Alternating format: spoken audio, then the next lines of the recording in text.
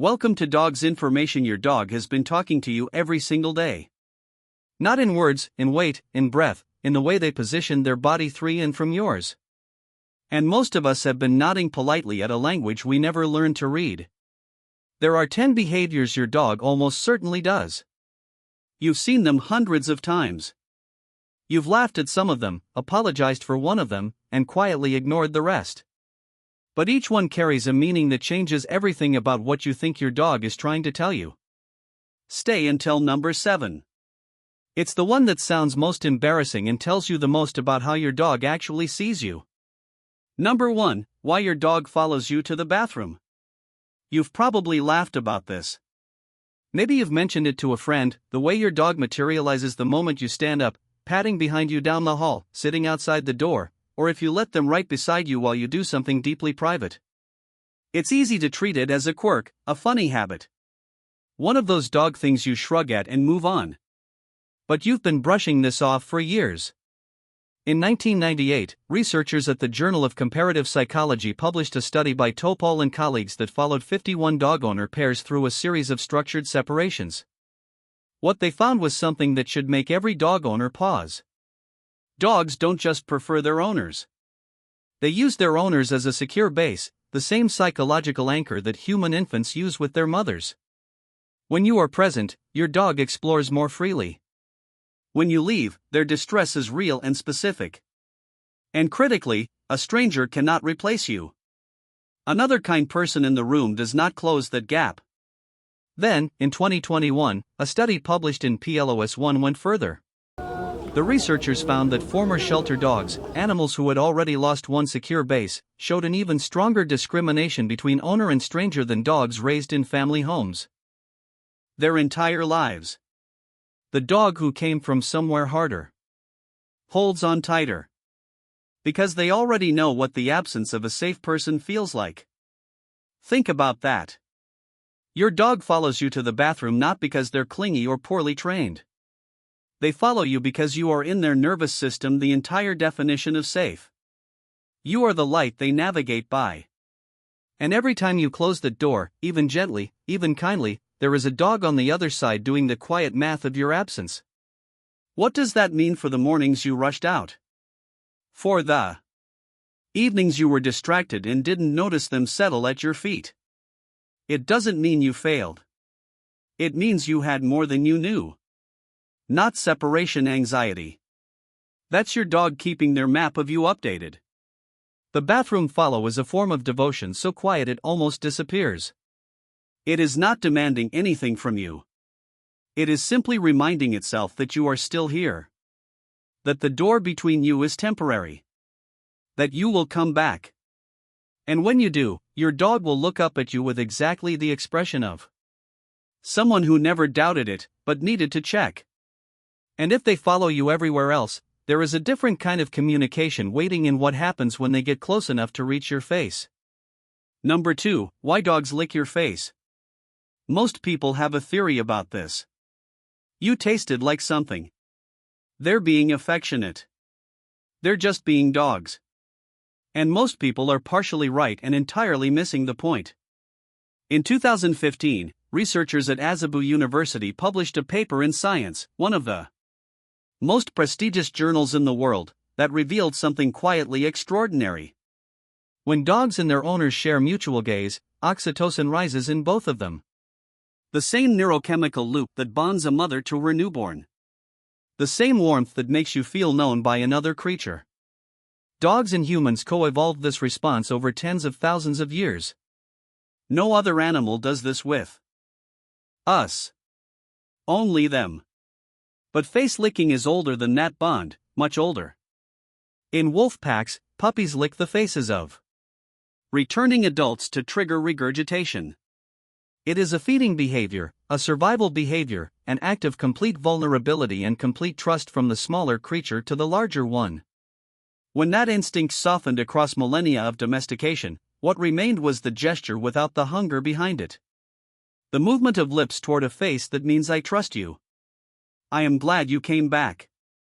You are mine and I am yours. You've been receiving that signal your entire life with your dog. You've been receiving love in a language older than language itself and interpreting it as an inconvenient wet greeting. Not a demand for attention, that's an ancient inheritance pressed against your cheek. How many times did you turn away? How many times did you wipe your face and move on without realizing that your dog was offering you something their ancestors offered only to those they needed most? The face lick is not random. It is not accidental. It is as deliberate in its own way as any word ever spoken. But licking is just the beginning because some forms of love don't use the mouth at all. Number 3, the full body lean. It happens in quiet moments. You're standing at the kitchen counter or sitting on the couch or just pausing in the hallway, and your dog drifts toward you and leans their full weight unhurried against your leg or your hip or your side. They don't demand anything. They don't bark. They just rest themselves against you like a door settling into its frame.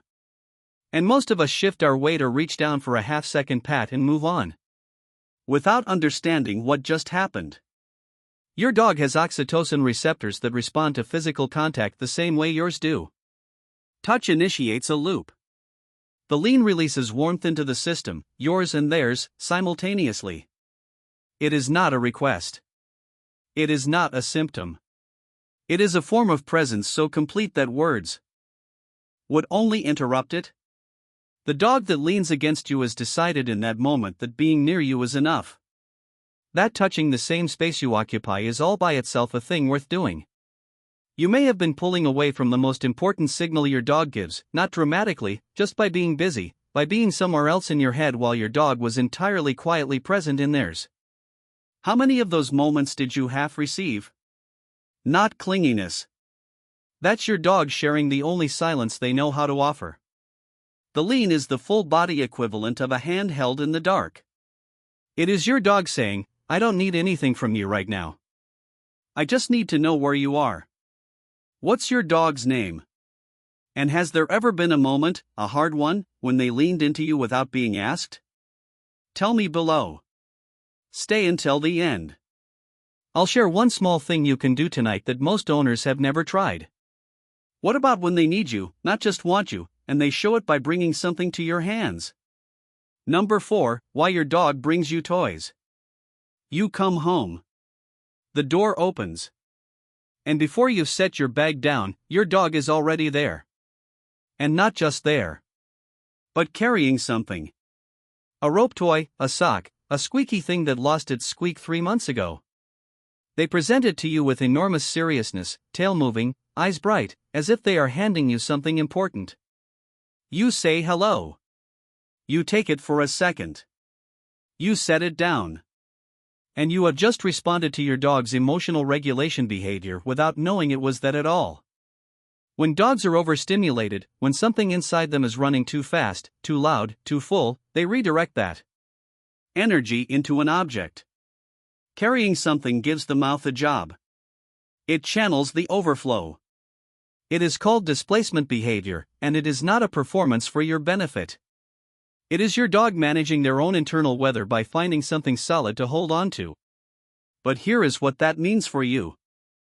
Your dog is bringing you the toy not because they want to play. They are bringing it because you are the person they want to be near when their feelings are too large. The toy is not the gift. You are. The toy is just the reason they could come to you without falling apart completely. Your dog is managing anxiety with this behavior every single time you walk through that door. The question is not whether they do it. The question is how you respond when they do. Are you the person who takes it, holds it for a moment, and looks at them, really looks, or are you the door left slightly open? The light not quite switched on. Not a game request, that's your dog handing you the evidence of how much your return matters. The toy presentation is a trust document. It is your dog saying, "I needed to do something with this feeling and I chose to bring it to you." That small, slightly ridiculous ceremony at your front door is one of the most honest things your dog will ever do. Now, here's the one that trips people up most, and it doesn't involve movement at all. Number 5, the dramatic sigh. Your dog settles onto the floor. They arrange themselves. And then, after a pause that feels almost theatrical, they Release a long, slow breath. Heavy. Complete. The kind of exhale that in a human you'd read as resignation or deep contentment, depending on context. You've probably laughed at it. Maybe narrated it for them. Oh, having a hard day, are we? But there are two sighs and they don't mean the same thing. The first is contentment. The dog who sighs after settling near you, after exercise, after a full meal. That dog is at the outer edge of satisfied. They have run down their charge and seconds of howling. All of this leads us to behavior number 7, the one I promised you at the beginning. Number 7, the crotch sniff. Here it is, the one that makes people grab their dog's collar mid-greeting and pull them back with a mortified, "I'm so sorry." The one that gets a laugh at parties and an apology everywhere else. The most misread behavior on this list and the one that carries the most information about how your dog experiences safety with you. Let's start with the biology because it changes everything. Research published in Frontiers in Veterinary Science describes the canine olfactory system in terms that are almost difficult to absorb. Dogs have approximately 300 million olfactory receptors. Humans have around 6 million. Each receptor cell in a dog's nose carries hundreds of cilia, fine sensory filaments that catch and process scent molecules with a precision we have no human analogy for. And beyond the main olfactory system, dogs possess a vomeronasal organ, the VNO, which detects pheromones. Not the general scent of a person.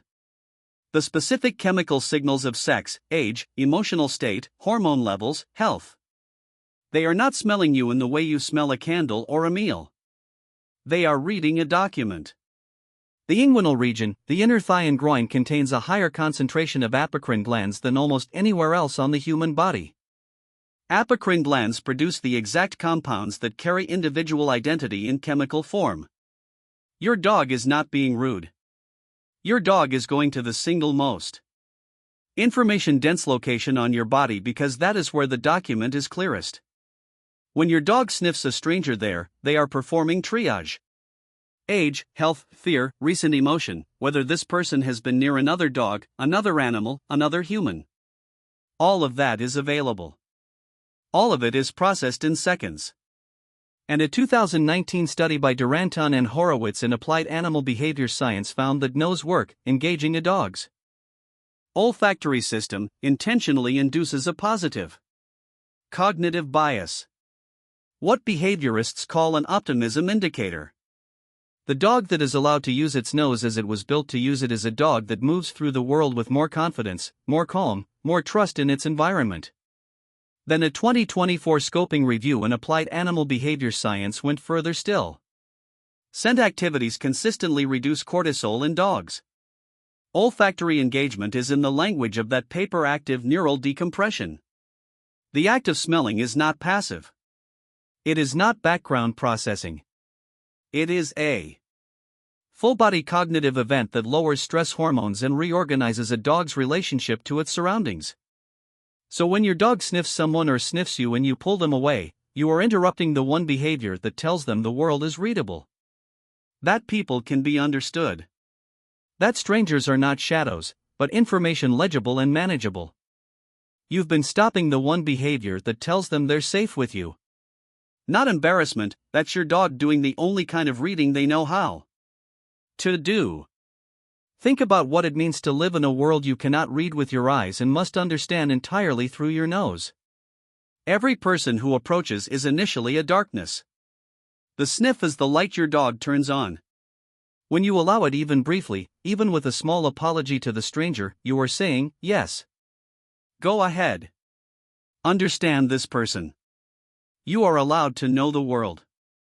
And your dog, having been given that permission, settles, relaxes, moves through the interaction with a confidence they could not have had otherwise. The next time your dog drops their nose at an inopportune moment, consider what you are really being asked for. Not a performance of good manners. A moment's permission to understand. A door left open instead of pulled shut. That is what number 7 is. The most embarrassing behavior on this list is also quietly the most vulnerable request your dog make. Readable. You didn't misread these behaviors because you don't care. You misread them because no one told you. And now you know. Only 11% of dog owners recognize all of these correctly. You have just become part of the other group. The question that stays with me is this: what changed for you while watching? Was there a behavior you saw in a new light? A moment that came back to you? A lean you half felt, a sigh you half heard, a look across a backyard that you now understand differently? Those moments are not lost. They were real then. They're real now. The letter doesn't stop meaning something just because it sat unopened for a while. If you want to go deeper into how dogs experience the world, how they process trust, how they show fear, how they ask for help in the most subtle ways, subscribe. There is more of this language to learn, and all of it will change the way you move through a day with your dog. Just leave your dog's name in the comments. Just the name. Let me see how many of us are out there. Thanks for watching, and like and subscribe, share please.